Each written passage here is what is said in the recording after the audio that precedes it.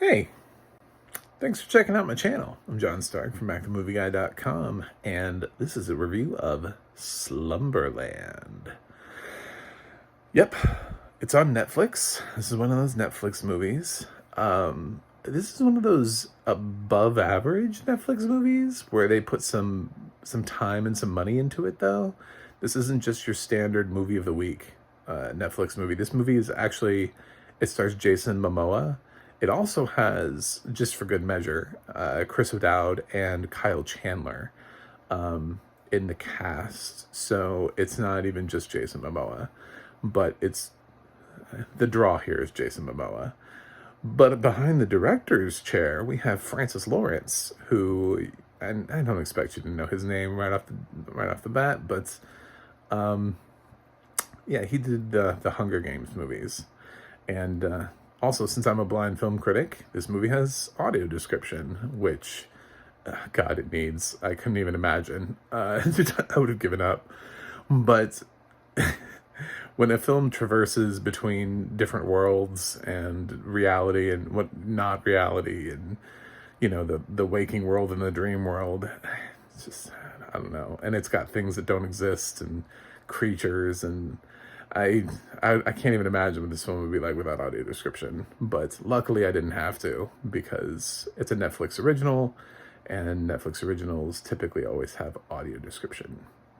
So, interesting fact is, I guess this is just my prejudice towards Jason Momoa, I didn't know anything about Slumberland at all. And I just knew he was in it.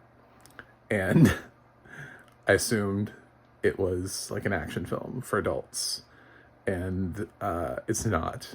It's very much not an action film for adults. This is a family film. This is for kids. I don't know that it's necessarily for little kids, but it depends on the imagery. There's some stuff about nightmares in here, and maybe a little bit of adult behavior. I don't know. Maybe not little kids. It depends on your parenting. Make a choice. But the film does center around a little girl, Nemo, who lives with her dad, played by Kyle Chandler, at a lighthouse. And one day, they're out there, and she really wants to run the lighthouse one day herself. And yes, I totally thought about Nemo, and I was like, is this like Nemo in Slumberland? Is this what this is? The book? Because I thought Nemo was a boy in that story, and I was wondering, is it gender flipped? So I'm not really sure. It might be the Little Nemo story followed through, but I don't know. It feels, at the very least, it feels modernized, because that one is a little bit old, and this one takes place now. Like, she has a cell phone. So if it is, it's inspired by. It's not a direct adaptation. But her father goes out to sea and is lost at sea. And she doesn't have a mother, so her only choice in life for parenting at that point is her brother, her uncle, sorry, her father's brother, her uncle, played by Chris O'Dowd, who she goes and lives with, and he is a doorknob salesman. So I didn't even know that was a job, but I think that was the point of making him a doorknob salesman, was to show you how incredibly boring, because this girl loves adventure and was hoping to have an adventure one day, and she's now living with a doorknob salesman. Yeah, so, but she really, she finds out that when she goes to sleep, that she's in this place, Slumberland, and she visits her old lighthouse, but there's a guy there, and it's a guy that looks a lot like this other guy that her dad was telling her that he used to go on adventures with. And so she surmises that this person, this representation, who is played by Jason Momoa, is some person or thing that used to be friends with their dad, and he's looking for something of her dad's, and they team up because they find out that there's a pearl, and if they get the pearl, they can make a wish, and then she can see her dad one last time. And he wants a pearl for his own reasons. He wants a pearl, so but it's mostly so she can see her dad one more time. That's what this film is. She has a little stuffed toy pig that comes alive when she's in Slumberland. Like in the real world, it's a stuffed animal, but in Slumberland, she has little cute little. I think it's described as having button eyes, so I think it just comes alive as a stuffed animal. It doesn't turn into an actual pig. But yeah, and they traverse Slumberland together. She can't wait to fall asleep. Her whole life becomes sort of this how can I fall asleep type thing. She figures out a way to let her school know. She's never been to school before. Her dad homeschooled her. It's funny because her uncle's like, she used to live like a hermit. It's funny when things aren't what you think they are. You just immediately, it's like, it's just so foreign to you. You're just like treating her like she's Nell, you know? Anyway, she's perfectly capable. This girl's fine. Like you could talk to her for all of like 30 seconds and you're like, this girl's normal as shit. But she really just wants to see her dad one more time, and she never got to say goodbye. So it's kind of a really sad movie in many respects. So she finds a way to even manipulate so that her uncle thinks she is where she is, and the school thinks she's somewhere else, and that way she can sleep during the day. So she's constantly trying to sleep so that she can go on these adventures to try to find this pearl and to join Jason Momoa's character, who teaches her how to jump into other people's dreams. And they're just on the search, and there are these dream police that come into play. And I can understand why this film doesn't have necessarily the highest score in the world, but it's also it's not bad. I mean, for families and stuff, I kind of quite enjoyed the movie. I kind of enjoyed the main girl is delightful. They picked somebody, plucked somebody out of thin air and put them in a film. And it's a kind of a heavy film. She has to play a girl that's dealing with loss and grief, and then also has to play a girl that can be badass in these sort of dream sequences where she's sometimes chased by a nightmare, or she just is interacting with various things. The one thing I didn't like was Jason Momoa. In this film, I felt like he was trying too hard. A lot of times when you take somebody like a Jason Momoa, like an action star that you want to put in a comedy or in a comedic role, directors and writers just understand what it is about them that makes them funny. And they don't push it.